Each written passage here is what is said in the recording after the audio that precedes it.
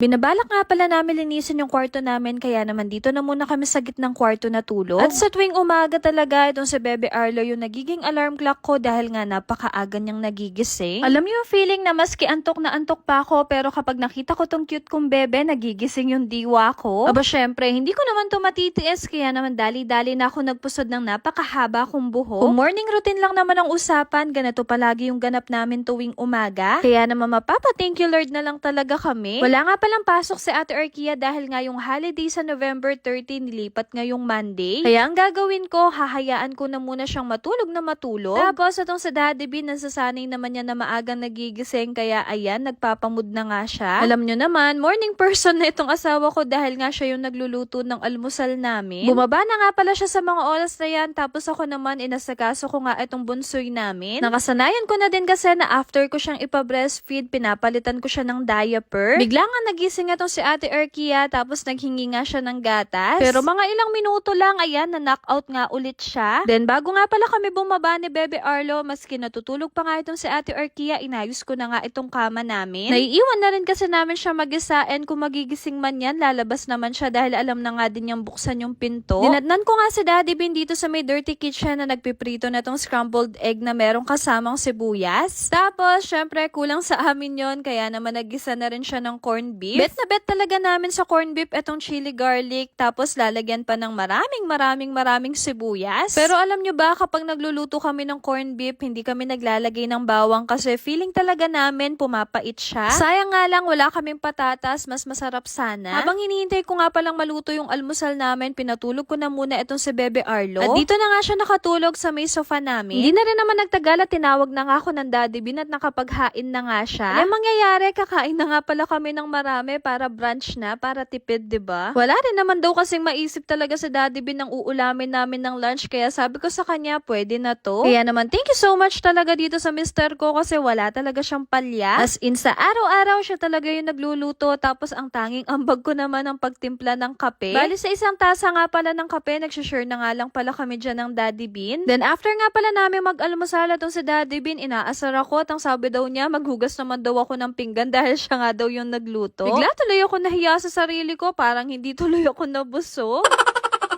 Tawang-tawa pa nga ako sa kanya kasi sabi niya magsi-CR lang siya pero tingnan niyo naman nakaligo na nga kaagad ang person. Ang sabi ko kasi sa kanya magsushoot kami kaya ayan for the bihis siya baka daw sabihin niyo hindi daw siya naliligo. Ano ba naman kasi yung lagi niyang suot-suot na yon, paborito niya yon kaya lagi niyo talagang makikita sa vlog. Tapos habang binabantayan nga pala niya yung dalawang bata, sinamantala ko na yung pagkakataon at nilinis ko nga itong divider. Bali inorganize ko lang itong diaper ni Bebe Arlo at ni Arkia. Alam niyo ba itong dalawang batang to maski ano talaga yung ipagamit ko sa kanilang diaper, never talaga silang nagka-rashes. And sa totoo lang, simula talaga nung baby si Arkia at itong si Bebe Arlo, never pa talaga akong gumastos sa diaper. Kaya thankful talaga ako sa mga brands na palaging nagtitiwala sa amin. Anyway, next ko naman inayos itong mga wipes. Bali, binaliktad ko lang sila ng ganyan. Dati kasi ganito yung ayos nila pero napansin ko nagdadry yung wipes kaya naman naisipan kong ibaliktad silang lahat. Kung mapapansin nyo, sobrang dami naming wipes kasi gamitin talaga namin to. Hindi nga lang yung mga bata, pati nga kaming matatanda kaya sobrang thankful talaga namin sa brand. Sobra talaga namin silang na-appreciate kasi nga binibigyan nila kami ng mga ganito. Imagine yung pinoproblema na lang talaga namin yung gatas or yung mga iba pa nilang mga essentials. Kaya as a momfluencer, ginagalingan ko talaga yung trabaho ko. Sobrang ganda nga ng pasok ng 2023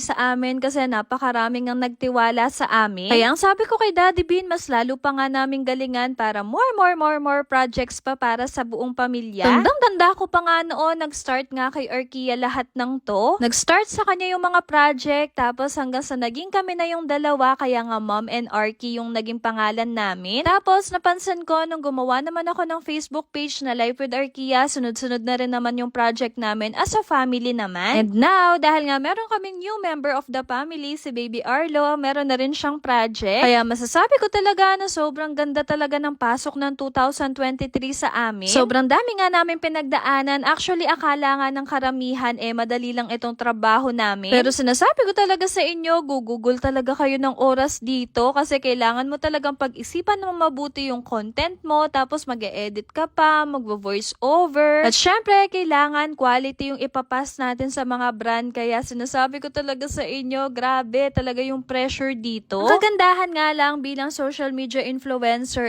nandito ka lang naman sa bahay, hindi mo na kailangan pang gumising ng maaga dahil nga may pasok sa trabaho. At ang pinakagusto namin, kumpleto kaming pamilya. Nagagampanan namin yung pagiging magulang namin sa mga anak namin kasi nga nagiging hands-on kami sa kanila. Kaya kung tatanungin nyo kami kung kukuha nga ba kami ng kasama sa bahay, sa ngayon talaga hindi pa. Kasi feeling talaga namin mag-asawa, kaya naman namin. Salitan din kasi kami ng Daddy Bean, katulad na lang yan si Erkia, ang nag-aasikaso sa kanya, ang daddy niya, tapos ako naman kay Bebe Arlo. Tapos madalas hati talaga kami sa trabaho, pero sa cooking serya talaga yun, kay Daddy Bean na talaga yung toka na yun. Kaya ang nangyari, kagaya nga na lagi kong kwento sa inyo, maski hindi siya marunong magluto, natuto talaga siyang magluto. Kaya sobrang thankful talaga kami sa binigay na work sa amin kasi namamanage talaga namin ng husto yung time namin. Kaya etong work na binigay sa amin, naku, mamahalin talaga namin to. Kaya naman sa mga aspiring content creators dyan, naku, huwag kayong mawawalan ng pag-asa. Sa una lang talaga mahirap, pero kapag nasanay ka na, gagaan na ang lahat. Basta ba, kailangan mo lang talaga ng sipag at tiyaga.